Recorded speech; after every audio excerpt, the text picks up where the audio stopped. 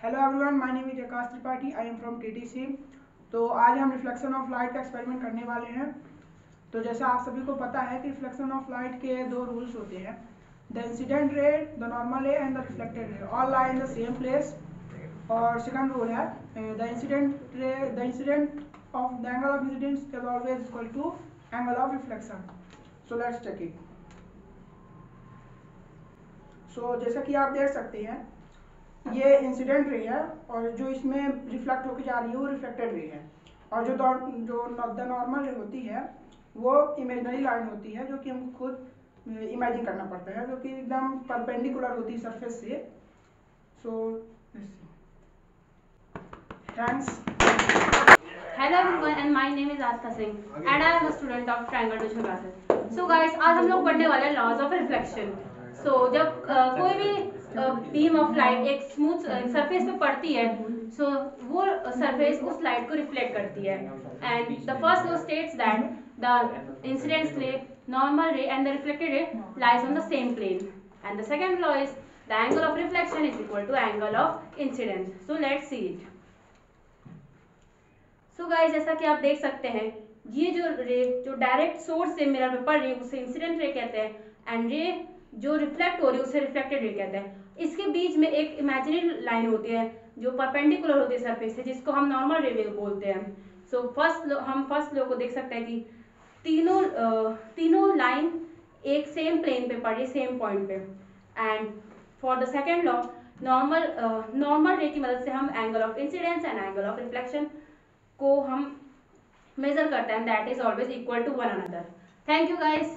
नमस्कार मित्रों, आज हम करने वाले हैं रिफ्लेक्शन का एक्सपेरिमेंट। और मेरी शक्ल अच्छी दिख रही है ना? कमेंट करके बताना। तो चलिए रिफ्लेक्शन का एक्सपेरिमेंट करते हैं। ये एक लेजर लाइट है मेरे पास, अब मैं इसको रिफ्लेक्ट कराता हूँ। तो ये जो इधर से रे आ रही है वो इंसिडेंट रे है और जो इधर को जा रही है वो रिफ्लेक्टेड रे है। ये तीनों एक ही प्लेन पर हैं और तीनों एक ही पॉइंट पर हैं।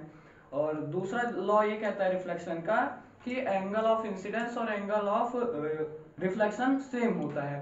अब ये दोनों बनते कैसे? तो एक नॉर्मल रे होती है जो बीच में होती है इमेजिनरी रे, तो उसको इमेजिन कर लेना है और एंगल भी नाप लेना। Thank you. तो हमारे पास रिफ्लेक्शन के दो लॉ हैं। पहला लॉ ये कहता है कि इंसिडेंस रे, रिफ्लेक्टेड रे और नॉर्मल तीनों एक ही प्लेन पे होती हैं। और दूसरा लॉ ये कहता है कि एंगल ऑफ इंसिडेंस जो होता है एंगल ऑफ रिफ्लेक्शन के बराबर होता है। तो आइए हम इसे देखते हैं। तो हम देख सकते हैं एंगल, ये इंसिडेंट रे है और ये रिफ्लेक्टेड रे है। और नॉर्मल जो होती है परपेंडिकुलर लाइन होती है, इमेजिनरी लाइन है। और हम देख सकते हैं कि तीनों एक ही प्लेन पे हैं। और दूसरा लॉ ये कहता है कि एंगल ऑफ इंसिडेंस और एंगल ऑफ रिफ्लेक्शन बराबर होते हैं। तो हम देख सकते हैं कि दोनों बराबर है। इसे हम नॉर्मल से मेजर कर सकते हैं। Thank you. I am Vaishali Chaturvedi from TTC. Today we are here to see the experiment of reflection of light. So सबसे पहले